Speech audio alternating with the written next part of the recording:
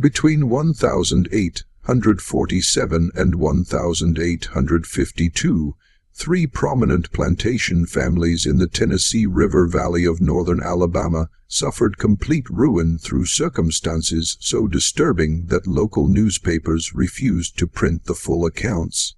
23 people died across these estates, some from fever, others from accidents that defied explanation, and several under conditions the county coroner described only as unnatural cessation of vital functions. The common thread binding these tragedies remained hidden in ledgers, letters, and testimonies that judges ordered sealed for over a century. At the center of every catastrophe stood one woman whose name appeared in ownership papers, household inventories, and eventually criminal proceedings, yet whose true story was deliberately obscured by families desperate to protect their reputations and a legal system unwilling to confront what her existence revealed about the foundations of Southern society. Before we continue with the story of Rachel, a woman whose intelligence and determination would expose the darkest contradictions of antebellum Alabama, I want to invite you to join our community of truth seekers. Subscribe and hit that notification bell so you never miss these hidden chapters of American history, and please leave a comment telling us what state or city you're listening from. We love knowing where our audience connects with these forgotten stories. Now, let's discover what really happened in those plantation houses along the river. What began as a routine estate transaction in the spring of 1847 would set in motion a sequence of events that three families tried desperately to stop, even as they found themselves powerless against forces they themselves had created. Limestone County in northern Alabama had prospered through the 1840s on cotton cultivation, with the Tennessee River providing convenient transport to markets in New Orleans.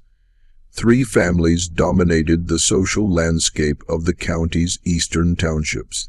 The Ruddle family owned Fairmont, a 400-acre plantation worked by 87 enslaved people.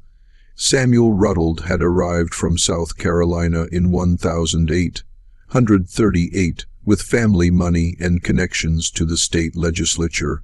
His wife Catherine came from Virginia with pretensions to aristocracy.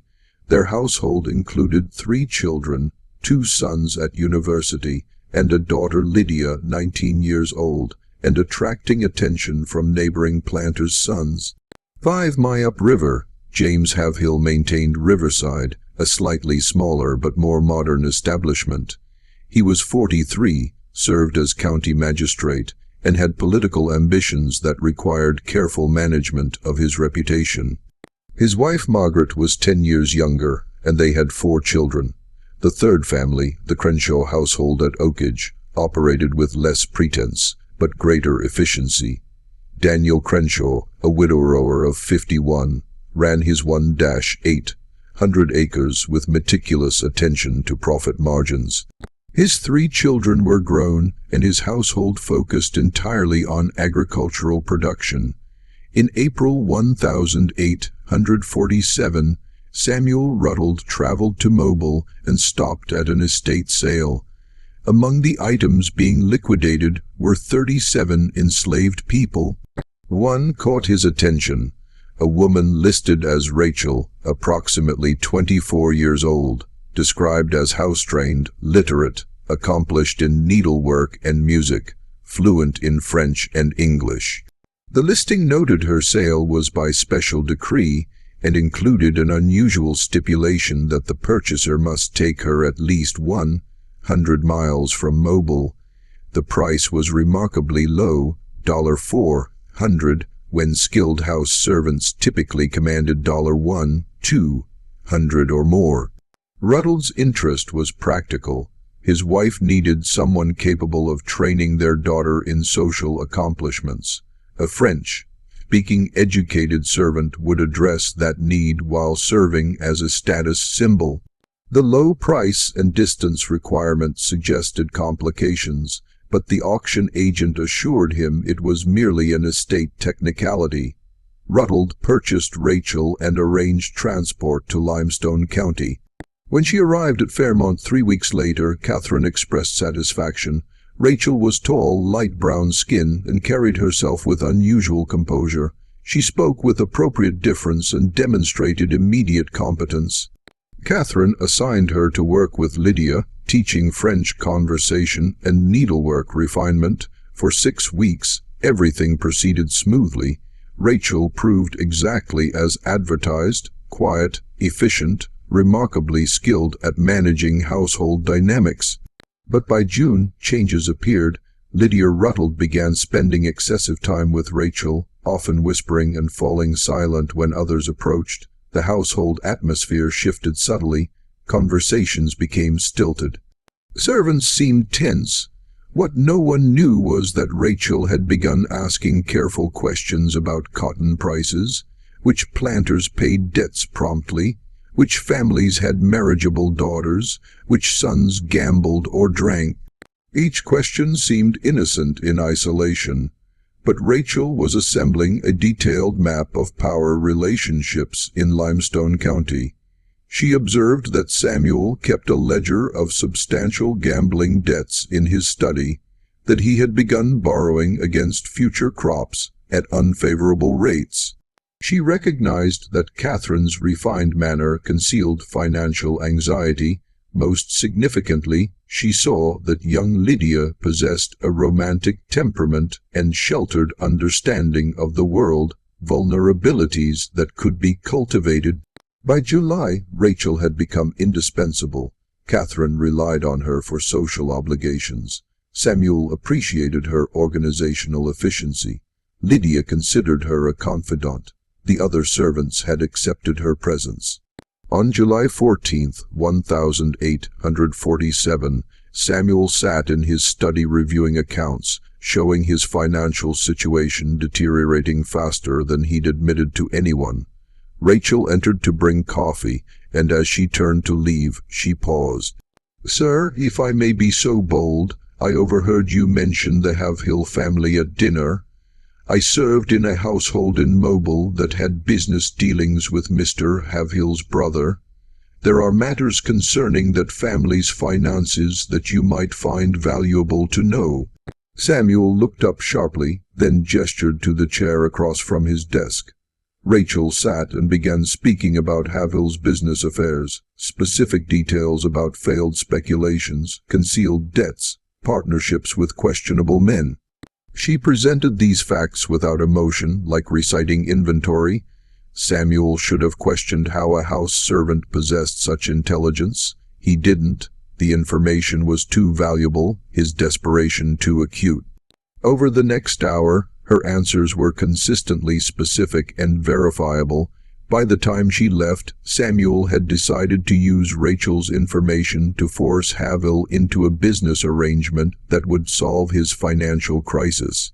What he didn't understand was that he had just made himself dependent on a woman who had spent 8 years methodically destroying the 3 families who owned her before the Routages, and who had been sold with a distance requirement because authorities in Mobile finally recognized the pattern but lacked legal grounds to do anything except force her removal. The storm that broke over Fairmont that night split the oak tree near the main house down the center. July 14th, 1847 marked the beginning of a sequence of tragedies that would eventually require intervention by the state legislature and create legal precedents concerning the prosecution of enslaved people for crimes that existing law could barely conceptualize. Samuel Ruttles initiated his plan with confidence born of desperation. On July 22nd, he called upon Havill under pretense of discussing equipment investments. After formalities, Ruttles mentioned disturbing rumors about land speculations Havill had undertaken in 1845, including specific details that made clear his knowledge was precise. Havill's hands tightened on his chair. The information was accurate and concerned matters he'd assured everyone had concluded without loss. If word spread that he'd acted dishonorably, his magistrate position would become untenable. Rutland proposed a cotton factoring partnership with terms that would be mutually protective of both our interests and reputations. It was extortion dressed as commerce. Havel understood immediately. After 30 minutes maintaining friendly pretense, they reached agreement. Havel would invest $30,000 solving Rutland's debt crisis, and Rutledge would advocate for Havel's political aspirations. Rutland left convinced he'd secured his family's future. He didn't question how Rachel obtained the information. Rachel received news of his success with quiet satisfaction, not mentioning that the intelligence came from entirely different sources. Months of careful listening among enslaved people who moved between plantations carrying news white families never imagined reached beyond their households. The other servants noticed Rachel's elevated position. The cook, Bess, watched with unease. "That woman ain't right," she told others. "I seen this before down in Mobile. Had a cousin worked for a French family there. Told me about a woman like her. Said 3 families broke apart. People died and nobody could prove nothing." The others dismissed Bess's concerns. Rachel had done nothing wrong. She'd simply earned the master's trust. What they didn't know was that Rachel had begun the second phase involving young Lydia Ardilidge.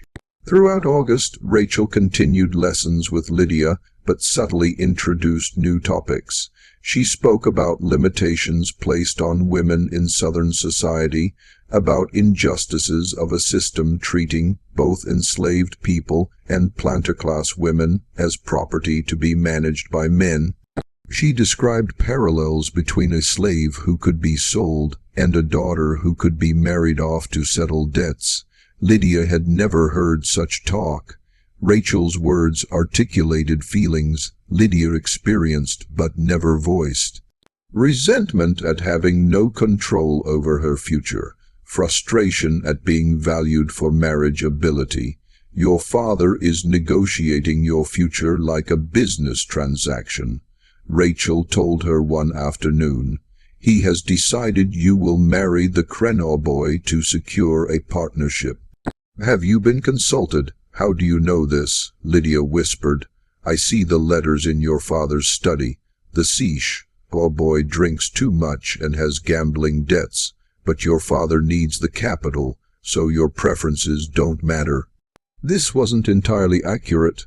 No firm arrangements existed, but Rachel presented speculation as fact, knowing Lydia couldn't distinguish between them.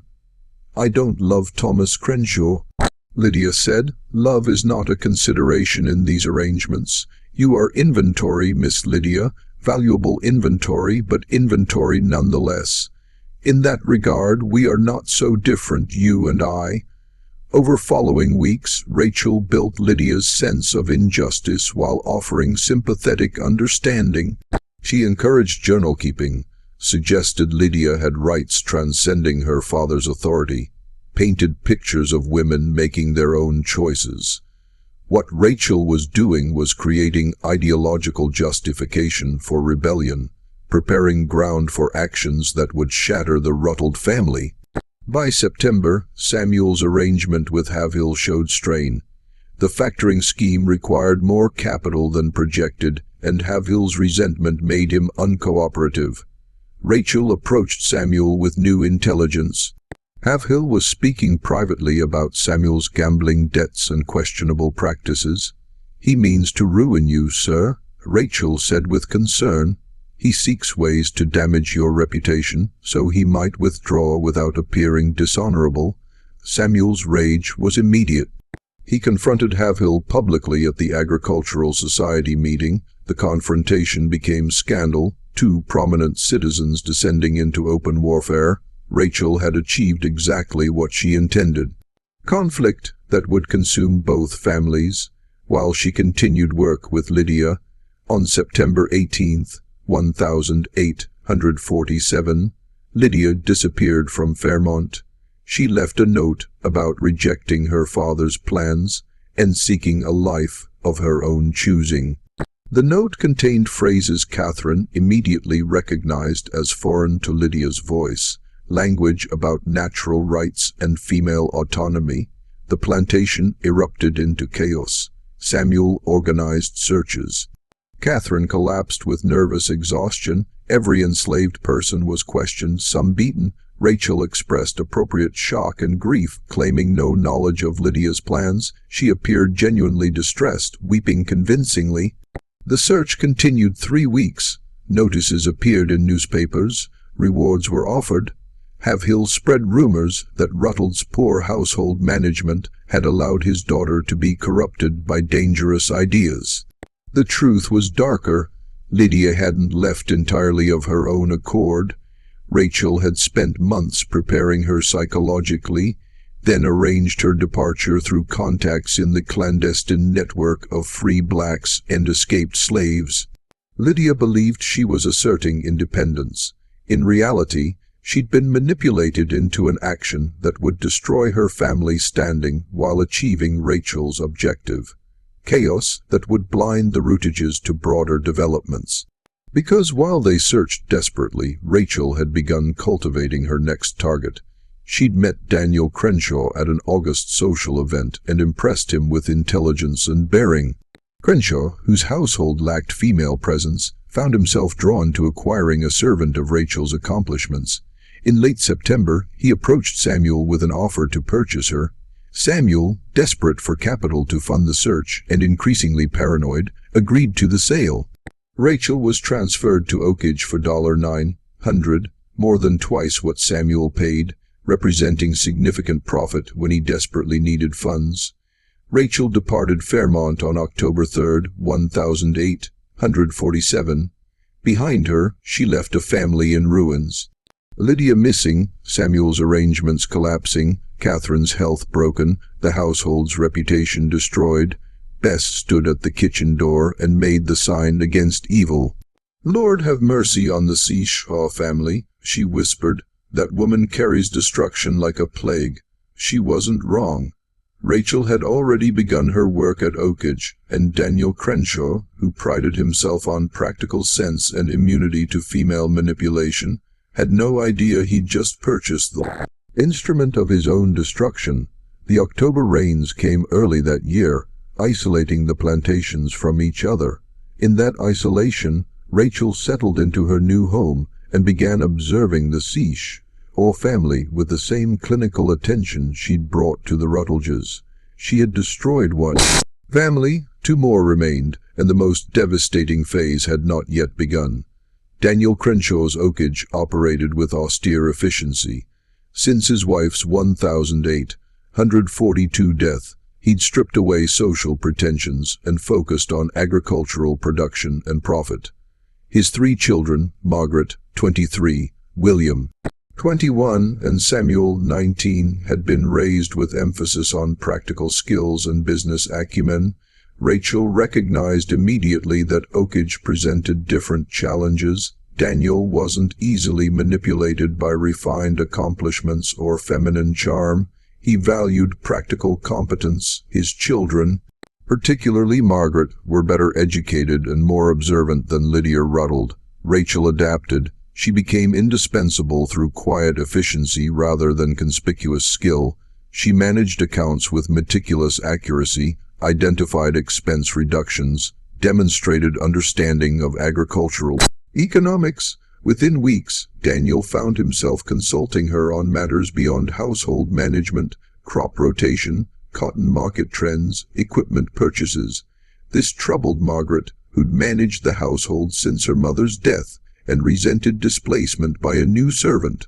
Margaret was intelligent and practical like her father, but she also possessed something others lacked: suspicion of Rachel's too perfect competence. "Father, do you not find it strange?" Margaret said one November evening that this woman possesses education far exceeding what one would expect from someone sold at such low price. The Ruddled catastrophe began shortly after they acquired her. Perhaps that is coincidence, but perhaps not. Daniel dismissed his daughter's concerns. The Ruddled catastrophe resulted from Samuel's poor business practices. "Rachel has been nothing but an asset. I'll not indulge in Female hysteria about coincidences. Margaret said nothing further but began watching Rachel closely. She noticed small things, how Rachel's eyes tracked conversations, the subtle questions she asked field workers, the careful attention to correspondents and visitors.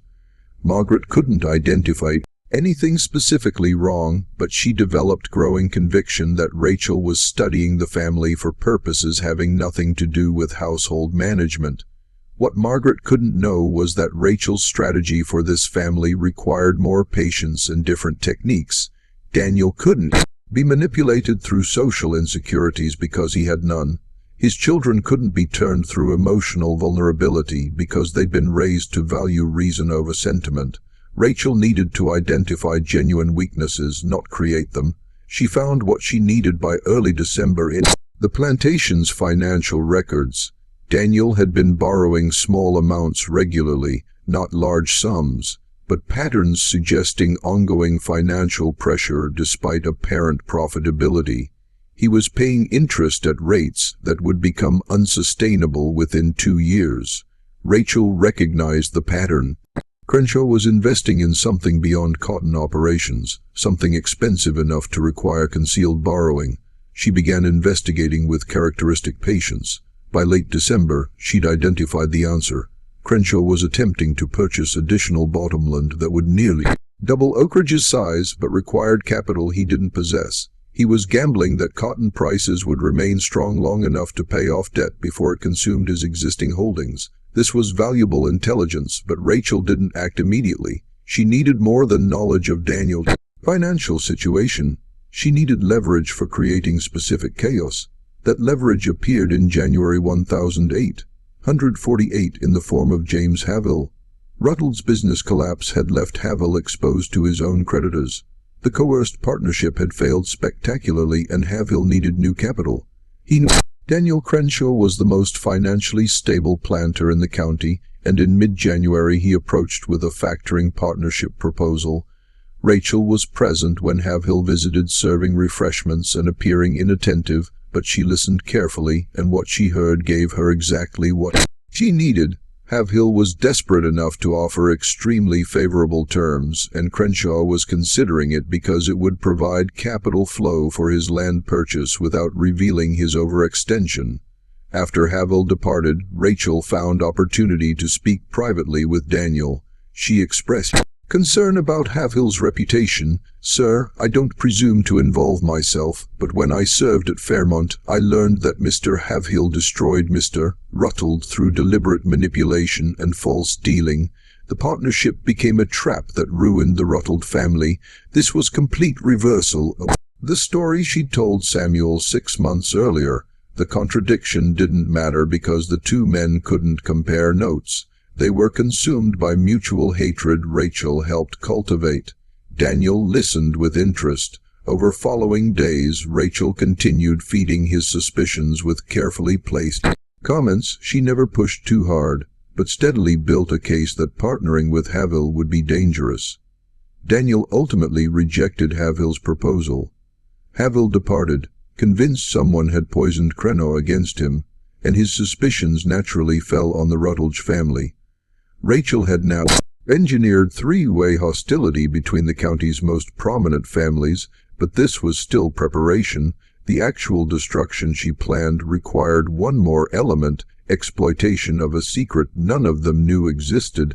The secret involved William Crenshaw and a relationship he'd been concealing for over a year. William had formed attachment to Anna Pritchard, daughter of an Athens shopkeeper. Far beneath the social station Daniel expected for his son's match, William planned to present the situation as established fact after quietly marrying the girl. Rachel learned of this through her network among enslaved people moving between town and countryside.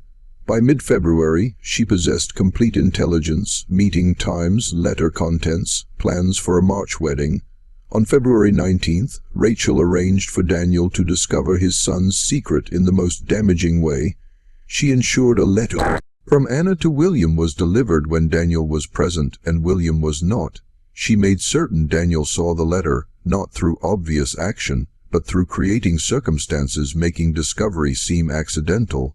Daniel's rage was immediate and comprehensive. That evening, when William returned, he confronted his father's fury. The argument was devastating. Daniel demanded William end the relationship. William revealed he'd already married Anna 2 weeks earlier. The girl was pregnant. The marriage was legal fact. Daniel responded by disinheriting his son and ordering him to leave. Immediately, William departed that night, expelled from his family and stripped of expected inheritance. Margaret and Samuel tried mediating, but their father was implacable. Rachel watched these events with satisfaction. The Crenshaw family was now fractured. Daniel's reputation for practical wisdom was damaged. The family's internal unity, its greatest strength, had been shattered, but Rachel wasn't finished. The Crenshaw family's destruction required external pressure, exploiting the fractures she'd created. That pressure arrived in March 1848.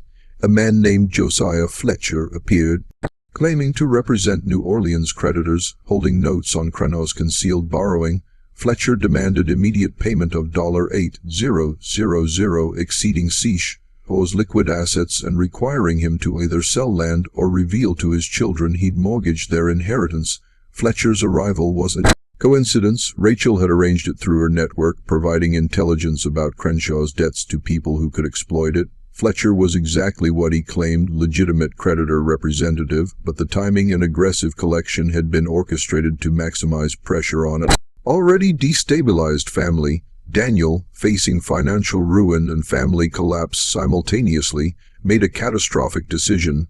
He would pay the debt by selling a significant portion of his enslaved workforce, 20 people, including families who'd worked at Oakage for over a decade. The sale took place March 28, 1848, conducted rapidly without regard for keeping families together. The enslaved community watched families torn apart, parents separated from children. Rachel observed with no visible emotion. She'd caused this deliberately with full understanding of the human cost. 20 lives destroyed to serve her larger purpose, complete dismantling of the Crenshaw's family's position. Margaret was present at the auction, and for the first time she saw Rachel's face slip momentarily. Not emotion but calculation. Margaret recognized that Rachel had orchestrated everything. Her brother's expulsion, her father's financial crisis, the brutal auction. That evening, Margaret confronted Rachel directly. "You did this, my father's troubles, William's exposure, all of it. You arranged it somehow." Rachel met her gaze without flinching. "Miss Margaret, I'm a piece of property. I have no power to arrange anything. Your family's troubles come from your father's decisions and your brother's deceptions. You're a liar and a manipulator." Margaret said, "I will prove what you've done, and when I do, you will hang for it." Rachel smiled briefly. "To prove that, Miss Margaret, you would need to acknowledge that an enslaved woman outwitted 3 prominent planter families. You would need to admit your father was manipulated by his property. You would need to reveal to the entire county that you were destroyed by a woman you claim has no power. Do you really believe your pride would allow such admission?" Margaret had no answer because Rachel was correct. Exposing Rachel's role would require admitting humiliation worse than the destruction itself. Margaret left knowing the truth but powerless to act.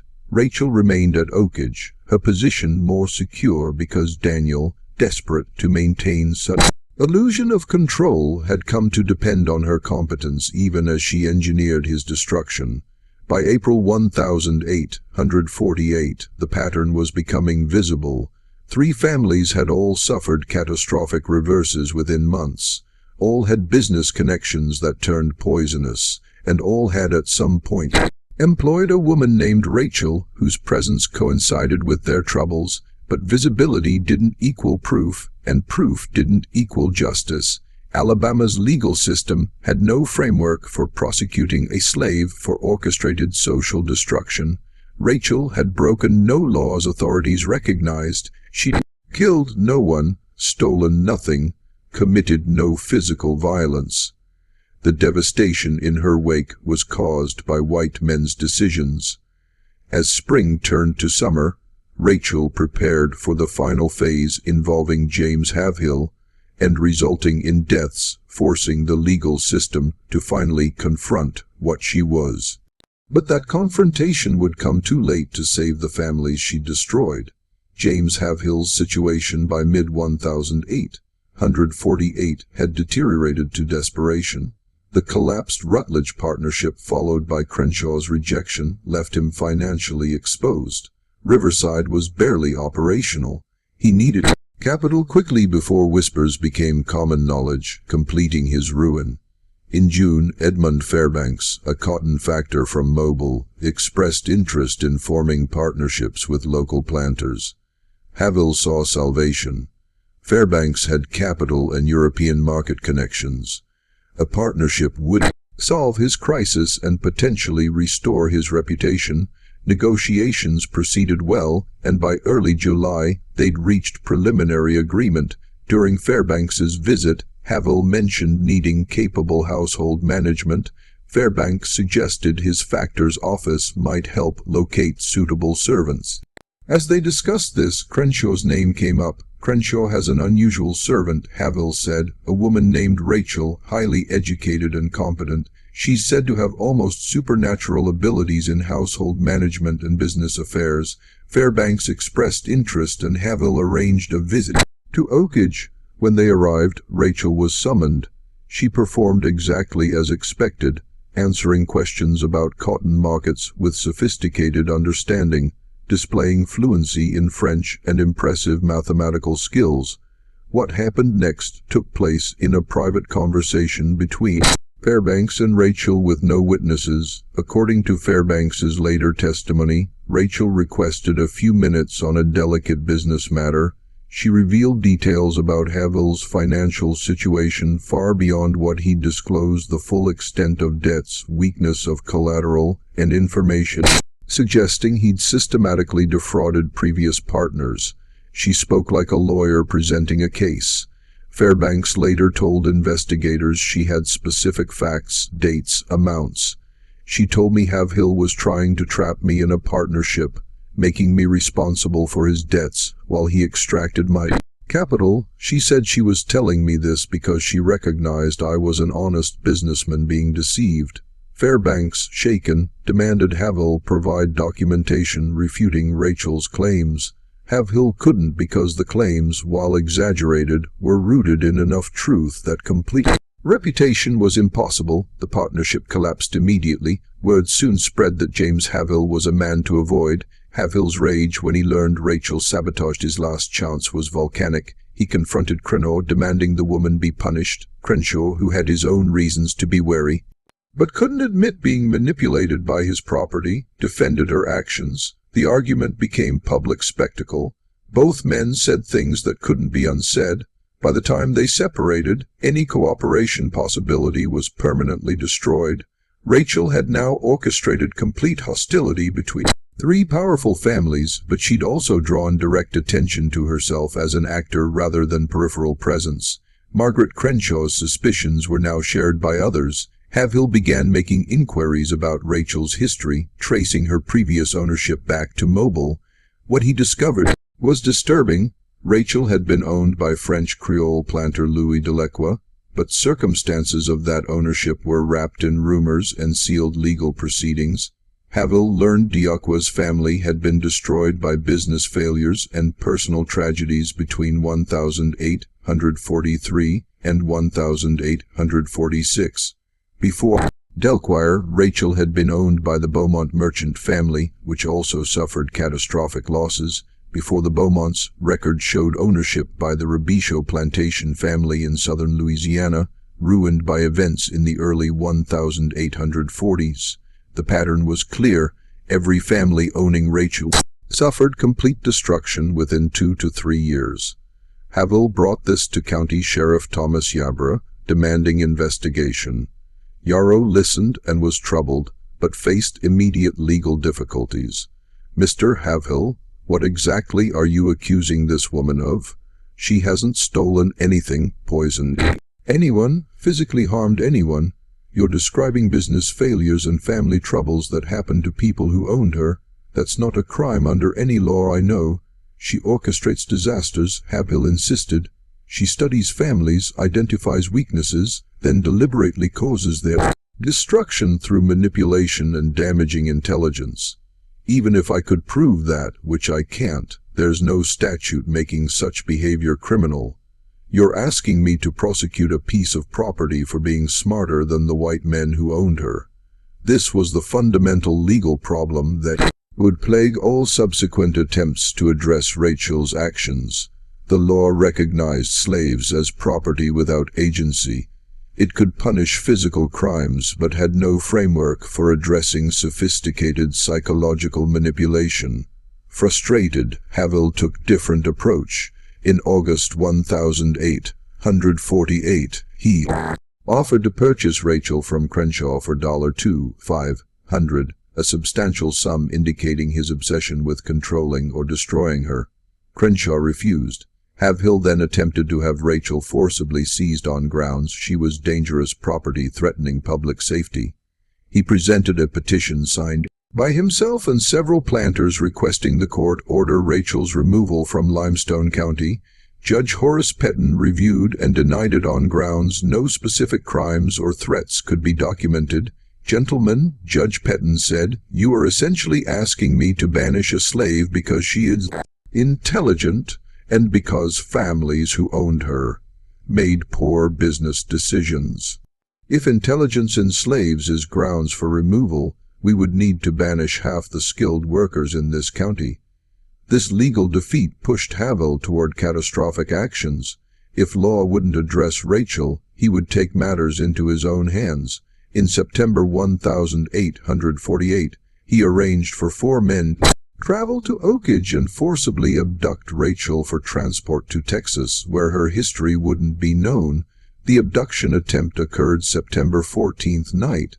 The 4 men approached Oakage intending to seize Rachel from servants' quarters. What they didn't know was that Rachel had anticipated exactly such an attempt. The enslaved community had been warned. When the men arrived, they found not an undefended servant, but coordinated response from field workers armed with farming implements. The confrontation was brief but violent. 2 would abductors were seriously injured. The others fled. Daniel Crenshaw appeared with a shotgun and ordered the men off his property. Afterward, Havel's involvement became known through testimony from one injured man who confessed hoping for medical treatment. Havel was arrested and charged with attempted theft of property, specifically attempted theft of Crenshaw's slave. The irony was brutal. Havel, trying to protect the county from what he saw as dangerous threat, now faced criminal charges. Rachel, who'd orchestrated much chaos, was legally the victim, but Rachel wasn't content with this outcome. The abduction attempt had given her an opportunity she'd been waiting for, because what no one understood yet was that Rachel had deliberately provoked Havel into attempting the abduction, had ensured it would fail, leaving him criminally exposed, and had positioned herself to complete the destruction of all 3 families in a final sequence beginning in October 1848. The mechanism involved something growing in the background, genuine affection between herself and Samuel Crenshaw, Daniel's youngest son. Samuel was 19, idealistic, and unlike his father or siblings, he'd come to see Rachel not as property, but as a person of remarkable intellect trapped in an unjust system. Over months, Rachel had cultivated this sympathy, encouraging Samuel's doubts about slavery while presenting herself as a tragic figure deserving freedom. Samuel was falling in love with Rachel, and she knew it. She encouraged his affection carefully, never crossing boundaries triggering his father's intervention, but building emotional attachment she could exploit when the time came. That time arrived in late October when she told Samuel that Havel's associates were planning another abduction attempt, this time intending to kill her to prevent testimony in Havel's trial. This was a lie. No such plan existed, but Samuel believed it. Rachel told him the only way she could be safe was if she were free and far from Alabama. She suggested that if someone helped her escape to a free state, she could build a new life where her intelligence would be valued rather than feared. Samuel, driven by love and idealism, agreed to help. he began making arrangements to transport Rachel north through anti-slavery sympathizers. He gathered supplies, planned routes, prepared to accompany her. He was committing crimes, theft of his father's property, conspiracy to violate fugitive slave laws, but he justified these through love and moral conviction. Rachel allowed these preparations to proceed exactly to the point she desired. Then on November 3, 1848, she betrayed Samuel completely. She informed Daniel of his son's plans, presenting herself as a loyal servant who'd uncovered a plot that would destroy the family's remaining honor. She provided Daniel with letters Samuel had written, forged documents, detailed evidence of his intended crimes. Her betrayal was thorough and devastating. Daniel confronted Samuel that evening. The younger man confessed everything: his love for Rachel, his moral objections to slavery, his escape plans. He pleaded with his father to free Rachel and allow them to leave Alabama together. Daniel's response was to have Samuel committed to a private asylum near Tuscaloosa on grounds his son had become mentally unstable.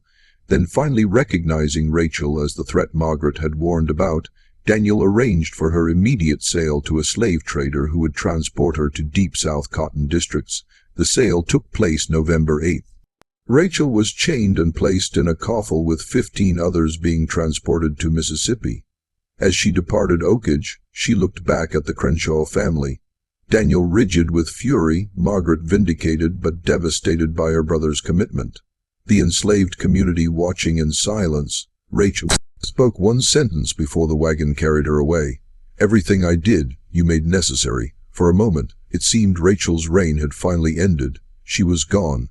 The families she'd targeted were broken but surviving, and the legal system had found a solution, removing the threat without confronting uncomfortable questions. But this wasn't the end, because Rachel had left behind one final mechanism that would trigger in her absence, resulting in deaths that couldn't be dismissed as accidents. Deaths finally forcing Alabama's legal system to acknowledge what she was. Just when we thought we'd seen the full extent of Rachel's capabilities, the horror in Limestone County intensifies. If this story is giving you chills, share this video with a friend who loves dark mysteries. Hit that like button to support our content, and don't forget to subscribe to never miss stories like this. Let's discover together what happens next. The first death occurred November 23, 1848, exactly 15 days after Rachel's departure.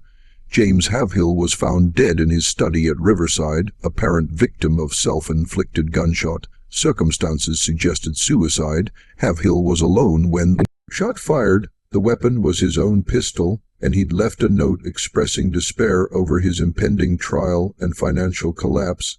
Margaret Havill immediately challenged the suicide explanation. She insisted James would never have taken his own life. She pointed out he'd been working on legal defense strategies and expressed confidence in acquittal days before.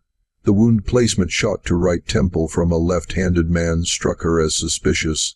Most significantly, several financial documents were missing from his study, including papers potentially proving his claims about Crenshaw's business practices. Sheriff Yarborough investigated, but found no evidence of another's involvement.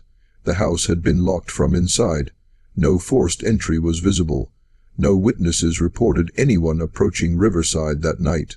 Yarborough ruled the death suicide and closed investigation, privately expressing relief that a difficult case was resolved without public trial, embarrassing multiple families. Margaret Havill refused acceptance. She hired a private investigator from Huntsville, former Pinkerton agent Abraham Cornwall, and directed him to examine not just her husband's death, but the entire pattern of disasters afflicting 3 families. Cornwall was methodical. He interviewed servants from all households, reviewed business records, traced Rachel's history to Louisiana, constructed a timeline clearly showing her presence at every catastrophe's center. Cornwall's December report was damning in conclusions but frustrating in legal implications.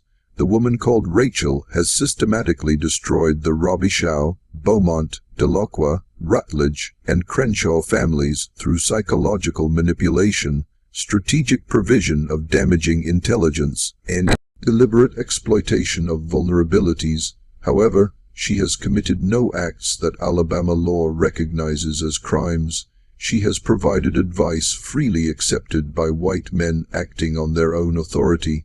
She has revealed information that was already true, not fabricated. In short, she has operated entirely within the narrow range of agency that law permits to enslaved persons while using that agency with devastating effectiveness. Regarding Havill's death, Cornwall reached disturbing conclusion. While I cannot prove murder, circumstances suggest careful planning by someone intimately familiar with Havill's habits, Riverside's layout, and timing necessary to make murder appear as suicide. That Rachel was not physically present is irrelevant if she arranged for another party to act, or if she set in motion psychological pressures leading Havill to actually take his own life. Margaret Havill brought Cornwall's report to Judge Petton demanding action. The judge agreed Rachel represented unique threat but remained stymied by legal constraints. Mrs. Haverhill even accepting every conclusion in this report. What charge would I bring? She was in Mississippi when your husband died. I would need evidence of specific communications planning the act. The law has no category for what this woman has done. While Margaret Havill fought her legal battle, the Creno family struggled with crisis. Samuel remained confined to the asylum where doctors reported he'd become withdrawn and uncommunicative. Daniel visited once in December and was disturbed to find his son apparently broken, sitting silently, responding with single words, showing no interest in anything. Margaret Crenshaw, who'd warned her father from the beginning, watched her family's disintegration. With bitter vindication, she joined forces with Margaret Havill in petitioning the state legislature to create new statutes addressing crimes of psychological manipulation by enslaved persons. The petition gained some support, but encountered significant opposition from planters recognizing dangerous implications. If law acknowledged enslaved people could commit crimes through intelligence rather than physical action, it implicitly acknowledged their agency and rationality, qualities the entire slavery system depended on denying. This debate was ongoing when the second death occurred. On January 17, 1849, Daniel Crenshaw was found dead in the cotton gin house at Oakage. The machinery had apparently activated while he was inside conducting maintenance, crushing him. The death was ruled accidental, but Margaret Crenshaw knew immediately this was murder. Her father had been careful around machinery his entire life. The gin's activation required deliberate action. Moreover, someone had been at Oakage that day, a former field hand sold away months earlier who'd returned claiming to deliver a message from the trader now owning Rachel. Margaret reported suspicions to Yarborough, who investigated reluctantly. He found no evidence of tampering. The former field hand couldn't be located. He disappeared immediately after delivering his message. The Mississippi trader contacted by telegraph denied sending any messenger and denied Rachel made any such arrangement. Yarborough closed investigation with visible frustration. Miss Crenshaw, I believe your father was murdered and I believe Rachel arranged it somehow, but I cannot prove it. The law requires evidence and all I have is suspicion and a pattern explaining nothing in legal terms. The two Margarets now joined forces completely. They pulled resources and hired Cornwall to conduct exhaustive investigation, focused on one question: where was Rachel, what was she doing, and could they find evidence definitively connecting her to murders? Cornwall traveled to Mississippi in February 1849 and located the plantation where Rachel had supposedly been taken. What he discovered was disturbing. Rachel had been at that plantation exactly 8 days, then was sold again to a trader heading to Arkansas. Cornwall tracked her through 3 more transactions over 4 months, always arriving weeks after she departed. Finally, in March 1849, Cornwall found her. She was now property of a planter in eastern Texas named Henry Dalton. Cornwall requested permission to interview the enslaved woman for Alabama legal proceedings. Dalton, intrigued, agreed. Cornwall's interview with Rachel lasted 2 hours and was one of the most unsettling experiences of his career. She answered every question, he wrote.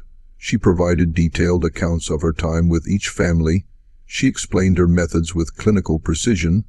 how she studied each household, identified vulnerabilities, provided information calculated to create conflict, and positioned herself to maximize chaos while maintaining plausible deniability.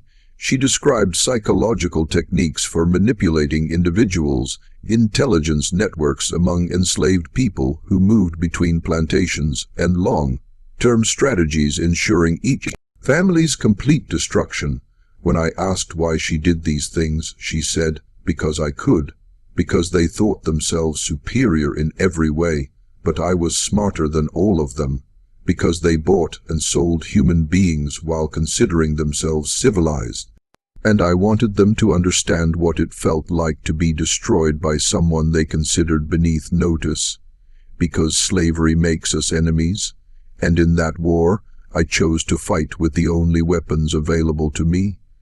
I asked if she arranged the deaths. She smiled and said, "Mr. Cornwall, I was hundreds of miles away when both men died. I sent no messages, gave no instructions, took no actions that could be considered criminal. If those men died, perhaps it was through consequences of their own actions.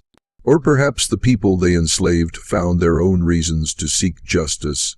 You cannot prove I did anything because under your law, I can do nothing. I am property. Property has no agency. Property cannot commit crimes. Your legal system created this situation, and now you must live with it." Cornwall asked Dalton to place Rachel under guard while he returned to Alabama. Dalton refused, pointing out no charges had been filed and Rachel was his legally purchased property. Cornwall returned to Alabama in April 1849 with his report, but no prisoner. He presented findings to Judge Petton and a special legislative committee. The legislators listened with growing alarm. The committee debated 3 days about response. Some argued for new legislation creating crimes of seditious manipulation.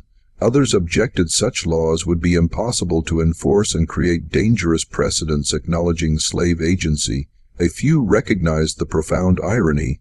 The legal system had created a category of people defined as property without rationality, and now faced crisis because one demonstrated superior rationality while remaining legally powerless. The debate was unresolved when the third death occurred. On May 2, 1849, Samuel Crenshaw was found dead in his asylum room. He had apparently hanged himself using bed linens. Doctors reported his mental state had deteriorated severely, and suicide had been a concern, though not considered imminent. Margaret Crenshaw received this news in a state beyond grief. Her father was dead. Her brother William was estranged and living in poverty, and now Samuel had taken his own life. The Crenshaw family, one of the most prominent in northern Alabama just 2 years earlier, was effectively destroyed. She knew Rachel was responsible. She couldn't prove it, but she knew. In her grief and rage, Margaret made a decision. She would go to Texas herself, find Rachel, and kill her personally. It was vigilante justice, but it was the only recourse available. Margaret departed for Texas on May 15, 1849, carrying a loaded pistol and determination to end Rachel's reign, even if it meant sacrificing her own life and freedom. What she didn't know was that Rachel was no longer in Texas. She'd been sold again 2 weeks earlier to a planter in Louisiana.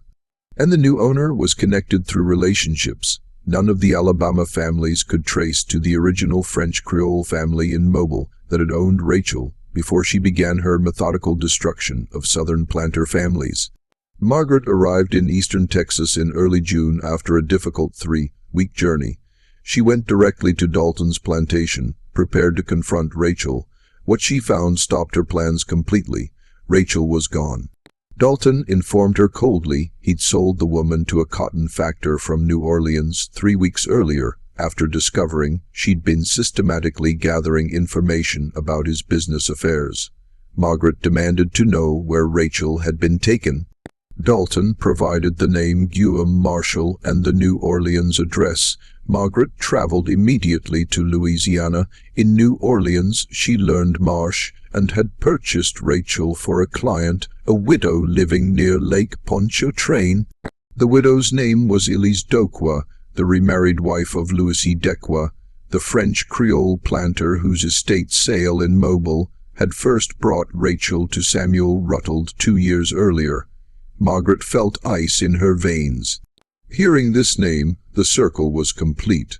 Rachel had returned to the region where her pattern apparently began, purchased by someone connected to her earliest known owners. She traveled to the Delauqui estate on June 24th, arriving unannounced and demanding to see both Els Delqua and Rachel. The widow received her in a parlor overlooking the lake, and after discussion agreed to summon Rachel. When Rachel entered, Margaret saw something unexpected, recognition and sadness in the woman's eyes. Not fear, not defiance, but something almost like regret tinged with resignation. "Miss Cranot," Rachel said quietly, "I knew someone would eventually come. I did not know it would be you." What followed was a conversation lasting nearly 3 hours. Elise remained present throughout, and years later, both women would provide testimony about what was said. Margaret began by demanding to know why Rachel had destroyed her family, orchestrated deaths, ruined lives. Rachel's answer was comprehensive. She spoke for nearly an hour without interruption, laying out a history beginning not with the Robichaud family in Louisiana, but 15 years earlier in Virginia. Rachel had been born free in Richmond, daughter of a free black craftsman and a French woman. She'd been educated by her mother in reading, writing, French, needlework, and music. Her childhood had been comfortable by standards available to free blacks in the South. When Rachel was 16, her father died in a workshop accident. Within months, creditors claimed his estate and seized his property, including through manufactured documentation his wife and daughter, claiming they were enslaved people he'd been keeping illegally as free. Rachel's mother died within a year. Rachel found herself property of a Richmond merchant family, transformed from free and educated to enslaved and powerless through mechanisms entirely legal under Virginia law. "I was not born to slavery," Rachel told them. "I was not raised to accept it as natural. I was educated to think, to question, to understand I was a human being with rights and dignity. And then one day, because white men decided they could steal my freedom, I became property." Do you understand what that does to someone? To know you are capable of everything your owners are capable of, that you are likely more intelligent than most of them, but society has decided you are an object to be bought and sold. She described years following shock of enslavement, rage that had to be concealed, gradual recognition that physical escape was unlikely, but other forms of resistance were possible. She'd been sold several times in Virginia, then transported to Louisiana in 1839. Each sale taught her more about plantation families, their vulnerabilities, how their vices and fears could be turned against them. "I decided that if I could not be free, I would at least make them pay. I would show them that the people they considered property were capable of destroying them completely. I would prove their assumptions of superiority were delusions, and that their power came not from inherent worth, but from legal structures that could not protect them from someone who understood those structures better than they did." She described her methods, observing families for months, learning secrets, identifying weaknesses, mapping relationships, sustaining their power. She'd cultivate information sources among other enslaved people, building networks extending across plantations. She'd position herself as indispensable through genuine competence, ensuring owners came to trust her. Then she'd begin destruction, sometimes providing accurate intelligence to the right people at the right time, turning allies into enemies. Sometimes encouraging vulnerable individuals towards self-destructive actions. Sometimes requiring patience, planting seeds that would grow over months before bearing poisonous fruit, always maintaining plausible deniability, ensuring nothing could be traced back to her in ways the legal system would recognize as criminal. "The beauty of it," Rachel said with something like pride, was that I never had to lie. Everything I told each family was true. I simply chose which truths to reveal and when. Samuel Ruttle's gambling debts were real. James Havill's business betrayals were real. Daniel Crenshaw's financial overextension was real. I did not create their weaknesses. I simply exploited them with strategic precision. Margaret interrupted, voice shaking. And the deaths, my father, James Havill, my brother Samuel, were those also just strategic exploitation? Rachel was silent before answering. Your father's death was not my direct action, but it was my design. I arranged for information to reach certain people who had their own reasons to want him dead. Debts he had not paid, promises he had broken. I ensured his movements were predictable and the gin house would be unguarded at a particular time. Someone acted on that information. I do not know who. Havill was similar. I never instructed anyone to kill him, but I ensured his despair was complete, that he saw no path forward, and that certain individuals knew he possessed documents threatening them. Whether he killed himself or was killed by another, the outcome was what I intended. Your brother, Rachel's voice softened. Samuel was different. I did not intend his death. I broke him emotionally to protect myself from his foolish rescue attempt, but I did not mean for him to die. That was regrettable. The word regrettable sent Margaret into fury. She pulled the pistol from her traveling bag, aiming it at Rachel, demanding Elise leave the room so justice could be done. Neither woman moved. Rachel looked at Margaret with steady eyes. You will not shoot me, Miss Crenshaw, because if you do, you will never know the rest of the story. And you will never understand why Madame Delacroix purchased me specifically to hear my confession. Margaret kept the pistol trained, but demanded explanation. Elise provided it. My first husband, Louis Delacroix, was destroyed by this woman's actions between 1843 and 1846. Elise said quietly, his business failed, his health collapsed, and he died believing himself cursed. When I learned she was being sold through New Orleans, I arranged to purchase her through my factor. I brought her here not to continue exploiting her labor, but to hear the full account of her actions. She has spent the past 3 weeks writing a confession, not a legal confession, but complete documentation of her methods, her philosophy, and her justification. Elise crossed to a desk and retrieved thick papers, perhaps 80 pages covered in neat handwriting. This document is extraordinary, Miss Crenshaw. It is a meticulous account of how an enslaved woman systematically destroyed 6 prominent Southern families over a decade. It is also devastating critique of slavery from someone who experienced both freedom and bondage, who possesses education equal to any scholar, and who used those gifts to wage war against the system that enslaved her. Margaret lowered her pistol slightly.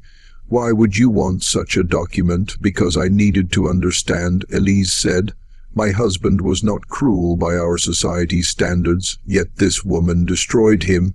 I needed to know whether he deserved it, whether there was moral logic to her revenge, or whether she was simply a destroyer who enjoyed causing pain. And what did you conclude? Elise looked at Rachel. I concluded that slavery creates women like Rachel and then act surprised when they use the only weapons available to them. I concluded that a system reducing intelligent human beings to property should expect those human beings to resist in whatever ways they can. I concluded my husband's destruction was not random cruelty, but calculated warfare by an enemy he never acknowledged as human enough to be dangerous. That does not excuse what she did, Margaret said. It does not bring back my father or my brothers. No, Elise agreed. Nothing can do that, but perhaps understanding can prevent future Rachels from being created. Rachel spoke again. Miss Crenshaw, you came here to kill me. I will not stop you if you choose. But I ask you to consider if you kill me, you prove the system works, that white people can destroy black people who threaten them. If you let me live, you prove something more disturbing, that you cannot stop someone like me, that your legal systems are vulnerable to intelligence they refuse to acknowledge, and that slavery contains within itself the seeds of its own destruction. Margaret stood with the pistol, facing the woman who destroyed her family, and recognized she was confronting something larger than personal revenge. Rachel was not just an individual criminal, she was demonstration of fundamental instability in the entire social order. She'd proven enslaved people could be more intelligent than their owners, could manipulate the supposedly superior white race, could exact revenge that no law could prevent. Killing her would solve nothing. The knowledge she possessed, the methods she'd developed, the confessions she'd written, these would not die with her. And there would be other Rachels, other intelligent enslaved people driven to resistance by the unbearable contradiction of being treated as property while possessing full range of human capacities. Margaret lowered the pistol completely. "I will not kill you, but neither will I leave you unpunished. I will take your confession to the Alabama legislature and to newspapers throughout the South. I will make certain every slaveholder in America knows what you have done and how you did it." Rachel met her gaze steadily. "That is your right, Miss Kenshaw, but consider, if you publicize my methods, you also publicize my humanity, my intelligence, and my moral critique of the system that enslaved me. You prove we are not the childlike innocence or savage brutes your society claims. You demonstrate we are fully human, capable of sophisticated thought and strategic action. That proof may be more dangerous to slavery than any violence I could commit." The confrontation ended there. Margaret took custody of Rachel's confession.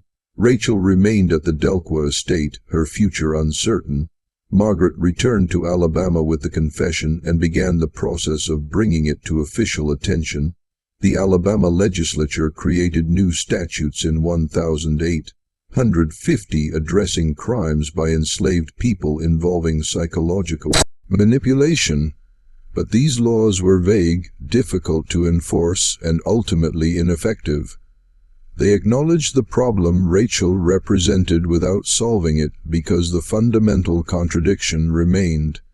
Admitting enslaved people could commit sophisticated crimes required acknowledging their intelligence and agency, which undermined slavery's entire ideological foundation.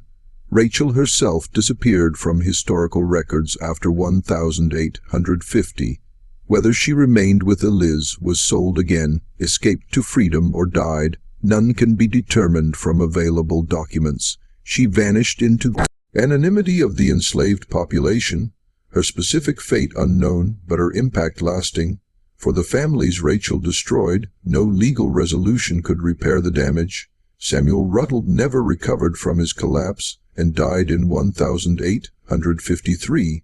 Lydia was eventually located in Ohio in 1851, living under an assumed name and refusing to return to Alabama. Margaret Havill remarried in 1852 and attempted to rebuild her life far from Limestone County.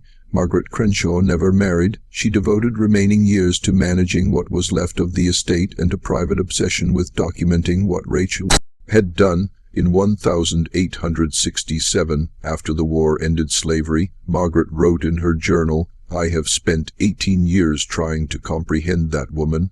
I understand her methods now and her motivation. What I cannot reconcile is that I find myself almost admiring her even as I hate her for what she did to my family. She was an enemy of great intelligence and determination, and she won our war completely." Margaret died in 1871, leaving behind boxes of documents related to Rachel's case. These papers were eventually donated to the Alabama Department of Archives, where they remained largely unstudied until the 1960s. The confession itself was briefly accessible to researchers in the 1970s before being restricted again. Scholars who examined it described it as one of the most sophisticated first-person accounts of slave resistance ever written. One passage from Rachel's confession appears repeatedly in historical works. Her explanation of why she chose psychological manipulation rather than physical violence. "I could have killed individual owners with poison or in their sleep. Many enslaved people have done so and been caught and executed, but individual murders change nothing. They are replaced by new owners and the system continues. I chose instead to destroy families completely and visibly, to demonstrate that intelligence is a weapon more powerful than violence, and to prove that the people white society considers property are capable of sophisticated resistance that their laws cannot address. I wanted them to fear our minds more than our hands, because they can chain hands, but they cannot chain thought. This mystery shows us that intelligence and determination can be weapons as powerful as any violence. But it also reveals the terrible human cost of systems that deny people their basic humanity. What do you think of this story? Do you believe Rachel's actions were justified resistance or inexcusable destruction? Leave your comment below. If you enjoyed this tale and want more hidden chapters of American history like this, subscribe, hit the notification bell, and share with someone who loves mysteries that challenge our understanding of the past. See you in the next video.